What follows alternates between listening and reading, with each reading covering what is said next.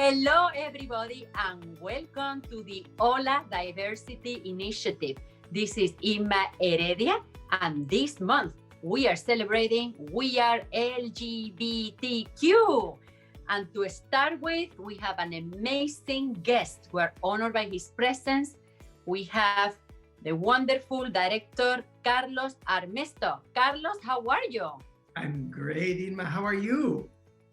Very, very happy to be with you in this wonderful interview and spotlights. We're going to highlight your wonderful talents and we're going to inspire everybody. Thank you. So to start with and to get the viewers to get to know you a little better, I'm going to read a brief version of your bio. You have many other titles and degrees, but let's get started. Okay, so are we ready? Okay. Right, let's do it. So Carlos Armesto is the producing artistic director of TheatherC, a company dedicated to creating unique theatrical experiences. He has worked as a director and producer on festivals, plays, musicals, concerts, and events around the country. Mr. Armesto was an associate curator at the inaugural Pittsburgh International Festival of Firsts, an associate artistic director at the Ensemble Studio Theater, EST, and co-director for the EST Sloan Project. Through TheatherC, he has created over 50 theatrical works. He's also the creative director for TheatherC renowned LGBTQ plus party series, Retro Factory. He holds an MFA in directing from Carnegie Mellon, a bachelor's in chemical engineering and theater from MIT, and he's the recipient of Princess Grace Fellowship. You can find more information about his company, TheatherC, at theatherc.org. Carlos, welcome. Such a pleasure and an honor to have you here on this very special month. How are you? I am great. I am humbled and honored to be here. Thank you so much. So with our guests, I always like to take them back to the beginnings, right? Because now we know you are a very accomplished theater director and producer. But when did you fall in love with the theater? When was that first time that you say, oh my God, what is theater? This is something. Go ahead, take us to the beginnings. Oh my gosh, so that story is very unusual because I was petrified of theater people when I was in high school growing up. I had taken an acting class in middle school, and I was left with PTSD. I was so embarrassed. I couldn't improvise. I couldn't do anything, and I was just awful. So all of high school, I said, no, I'm going to focus on science and technology and mathematics. I'm going to do that. And I did really well. My big projects, well, I guess when I started, I decided I'm going to go to MIT. When my first day of, I guess I was more like after first semester of high school, I realized, oh, I do really good in science and math. I'm going to do that. And my whole high school career was, I'm going to go to MIT. So I focused on that and I got in and it was amazing. And I was petrified of seeing all of these individuals who were doing initiation ceremonies for the Thespian Society. And I just like, oh my God, no, I can't do that. I get to MIT and it's amazing. I start living in this co-ed fraternity, and this fabulous Indian lesbian from Calcutta, her name is Samira Iyengar, was the president of our fraternity. And she said to me, Carlos, you need to do this acting class that I've just taken. And I said, are you kidding me? I explained the situation. And she says, but Carlos, the whole point of being an undergrad and being in college is that you actually have to expand your mind. And I couldn't really, argue with that. I was very much like, I'm at school, I gotta open my mind up. And our requirements for graduating was that we had to have 8 classes of humanities, arts, and social sciences. So I took this acting class and I was blown away. suddenly the idea that acting was not just a something people just did. There were systems of approach. There was the Stanislavski approach. There was the Brecht approach. There was everything you could think of. And I thought, oh, okay. And that turned into a minor. And then when I did the first script analysis of a play in that class, in text analysis, that made me want to be a double major and create my own play, a solo show about, I started thinking about, I need to do a play about the idea of masculinity in Latin culture, because it's just so crazy in intensity, and I got to look at that. And then I directed a play in my last year. I double majored. I was finished my chemical engineering requirements, but my last year was only theater requirements. And I directed a play because that's what you have to do. I wrote, I acted, I designed, everything. I have to see what the directing is. And that blew my mind. So that's when I fell in love with the theater. When I directed for the first time, I saw that my work was actually connecting to people, that I actually had a direct connection with people. I was affecting them, making them think, making them laugh, making them bored, whatever. I was just they were reacting. And my work in engineering was taking much longer to see any sort of efficacy. There was no sense like you have an impact here, but you won't feel it for another 4 or 5 years. Whereas a play, you have 6 weeks, here's your rehearsal process, go, boom, there's the audience, and you have a sense of like, oh, okay. And I'm a little impatient, so I want to see the result. So I fell in love with the theater then, and I decided to make it a career at that point. That's excellent. Well, we're glad your friend told you, you just have to do this. So that's... It's her fault. It's her fault. I blame Well, no, we appreciate it. You know, if not, your talent would have been hidden from all of us. So, you also fell in love then with directing, right? Because you started taking the acting class, but how did you go from acting into directing, saying, I really want to be the director and have the whole picture? Take us into that journey, please. Yeah, that was doing this text analysis class, because in that class, the instructor, Michael Willett, was a brilliant man who really allowed us to analyze the text and understand the world that we're creating. And the final project was, I want you to create a director's proposal for the world of this new play. And it was Angels in America. And I said, okay, I'm going to do Angels in America. Let's see what my approach to Angels in America was. And I was blown away by this, and it really excited me in that the idea that I could create a world, that I was responsible for the choices of making the world. And it was very strange. It's not about control. It's more like, I've created something, let it go, let it be its own amazing thing. And that's one thing about theater that was exciting, that yes, you created it, but it was live and it had its own soul, and it was moving, and it was affecting people in the moment. And I realized I want to do that as opposed to be in it. I want to watch people respond as opposed to be in it and like feel the response from my scene partner and whatnot. So for me, it was very much about creation of the world and learning about what those elements are: the design, the acting, the writing, even the producing of it. I actually got into doing some producing as an undergrad. I didn't get into producing until much later, but yeah, that's how it was. It was a little activation moment of like, oh, I can make something. I can create and be responsible for a world, and that was exciting. So you have a very long career with many projects, many different countries, right? Mm-hmm. Is there a special project in your heart? Because I know as creators, we love all of the projects, but we can help having like a favorite one or something that is very close to your soul. So would you give us some lights into what is your special, most loved project you've ever created? Well, I think, that's intense. I would say one of the most powerful projects that I've ever created for me, and just getting a sense of the complicated projects that I've done, because I've done a lot of complicated projects, and I get excited about doing very complex things and seeing how they come to fruition.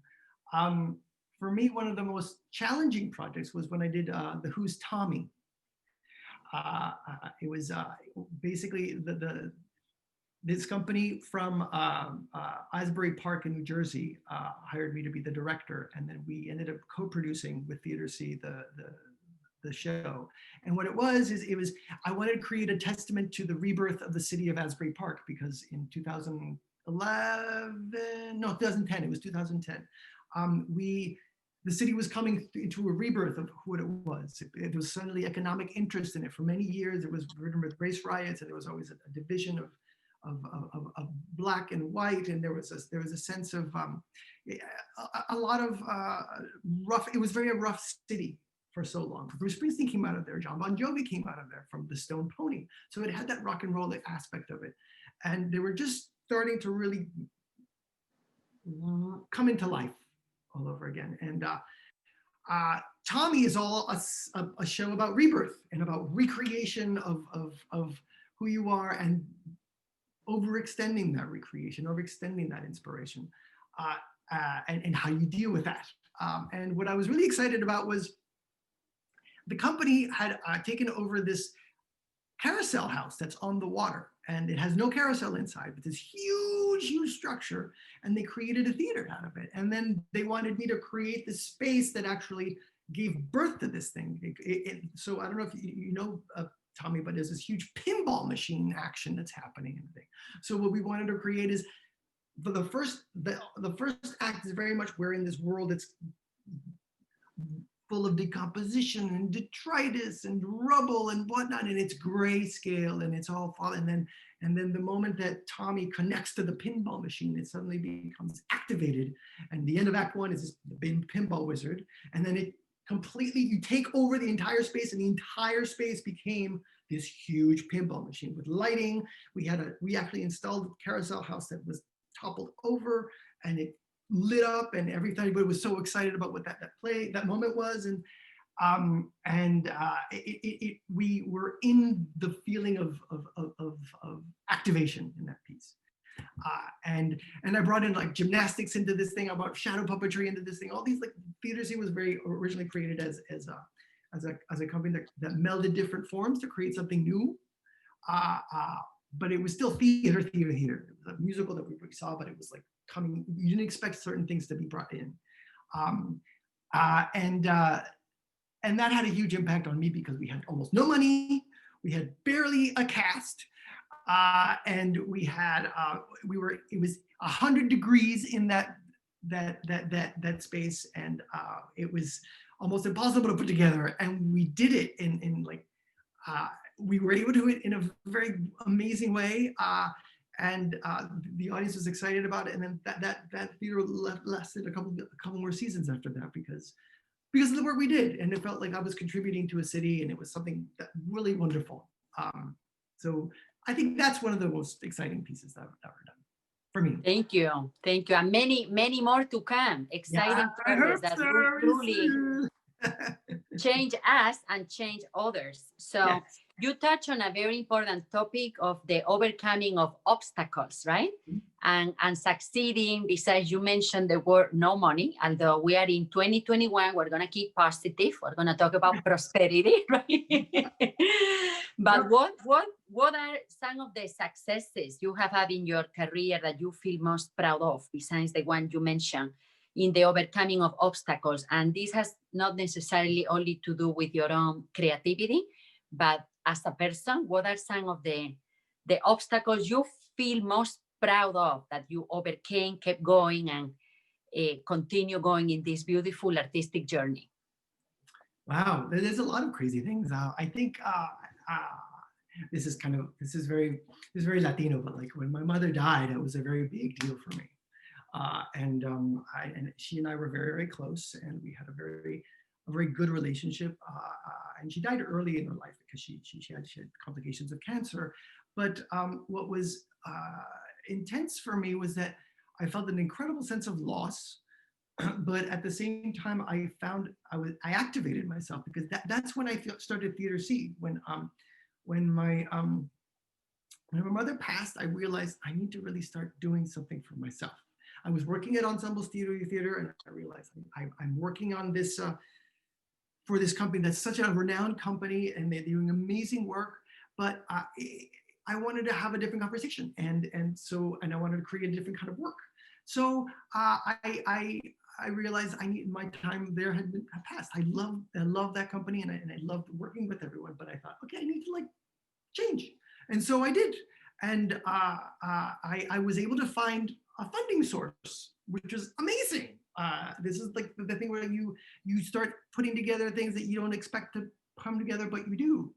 I became a tutor. I started all the knowledge from engineering and from high school, all the nerdy knowledge I had, came back, and I said, oh, I can use that. I can teach, and then I'm able to create the work that I want to do, because when I start working with all these families, they become our donors and our benefactors, and who are inspired of it. So in a moment of like, I don't know what to do, I don't know, in the lowest of low, I found a way to go, no, let me see what I could really do, and what the potential is. And I felt like I flourished, because I created the company. I left EST, and I created TheatherC that it's lasted for 12 years now, which is unexpected. Who knew it would keep on going? So well, that was gonna be my next question of how did TheatherC came to be. So you just answered it. You know? And what projects have you done with TheatherC that you love so much, and also what other projects are in the works? Sure. Well, I mean, I was really excited 2 years ago when we started Retro Factory. Retro Factory was an exciting thing for me. The way we started that project, and we've created other events since then. I missed that, I guess, LGBT life in New York was missing the dance clubs. There were no more dance clubs. You couldn't go dancing. And when I first got to New York, I loved the dance culture, that you could go to the Tunnel, you could go to the Pyramid, you could go to whatever, Wonder Bar, whatever. There was always dancing you could go do. And it was amazing. And it was gone. And because it was gone, I thought, I really feel like I want to create a party. I want to throw a party, but make it a really cool party where we take everybody back to a certain time, and we make it theatrical. We get like characters from that world to interact with the audience, and like do flash mob music videos of what the past was. And so our first show was 1983. It wasn't a show, it was a party. We called it 1983. And there it is right there, 1983. So that was, we took over a gallery space in Long Island City, and we created a big party that was an homage to the Pyramid Club. And specifically the night called 1984. Every Friday it was a big LGBT night, and people danced. It was this dark, dingy little place with amazing music and amazing people. RuPaul was started off there a while ago. I mean, that's the kind of world it was. And then we got that gesture of a feeling into a big gallery space. And we had about like 350 people came, and it was just an incredible experience. And I thought, we need to keep on doing this. So my co-producer, Glow Job, that's their name. They are an incredible drag queen clown performer. They do amazing things, and we've created a big series in which we create an homage to the past of some sort, and then we activate it and invite people to be part of that world. Everybody comes dressed up. We did a Moulin Rouge version. We did a Studio 54. We did the last one was a virtual one because we couldn't have a real thing, and we created Move It, which was an homage to Black music in American history, from the Harlem Renaissance up till now. And there were interrupted music videos, and then we would showcase people dancing. In that moment, there were like little moments of breakout rooms where we had little intimate experiences with the audience. So that's the kind of work that I was really excited about, and that's one of the big things that's another big project that I'm excited about. Another one is Well, you Mhm. go ahead. No, I just wanted to ask you because I hear the word party and I get very excited, very happy, even if it's virtual. So I wanted to ask you about when is the next virtual party and if we are all welcome to sign up, you know? Of course, tell us- everyone is welcome to sign up. We're planning one for Pride this year, and it's still going to be virtual because I don't think we'll be able to. We're either going to do a virtual or an outdoor one, so that people can still have a good time and party and have little moments, but they're like separated. Because even though we will probably start getting the vaccine, not all of us will have the vaccine, unfortunately. We're playing that for Pride. I don't know the theme yet, but I'll let everybody know. Right, and they can find our viewers because I want to go. You know, this sounds great. Really So, fun. Really fun party. so really this fun party. they can find the information in Retro Factory, right? That's how they will Right. find the information. They can find it at TheatherC.org/retrofactory. Yes. Wonderful. And we're also Retro Factory is also on Instagram at Retro Factory NYC. That's our username. So you can check out more information there, which is great. Wonderful. And before I got so excited about the party, you were going to mention another special project you are working. Yeah, so please go ahead. I'm really excited about this one too, and it's something that we like to create unique theatrical experiences. So Retro Factory for me is something that you combine the idea of a party with a play, but it's not really a play. It's an immersive moment, the other play we're working on, it's more of a theatrical experience than a play, but it's very much narrative based.